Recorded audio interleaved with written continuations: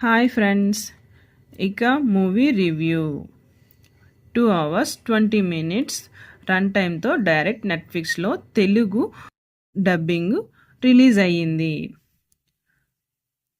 Court రూమ్లో డ్రామాగా వచ్చిన ఈ మూవీ ఎలా ఉందో ఇప్పుడు తెలుసుకుందాం.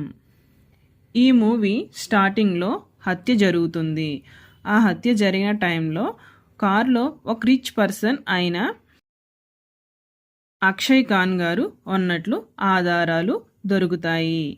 ఈ కేసు వాదించడానికి ఆయన సన్నీ డియోల్ లాయర్గా హెరింగ్ చేసుకోవడానికి అడగగా తాను ఈ కేసుని తీసుకోను అని చెప్పి వెళ్ళిపోతారు.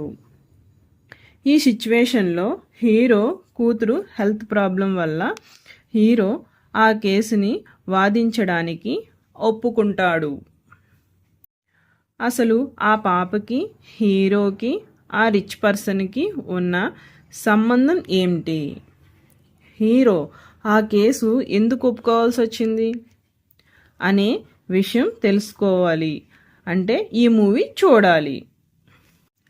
కోర్ట్ రూమ్లో జరిగే సీన్స్ బాగున్నాయి.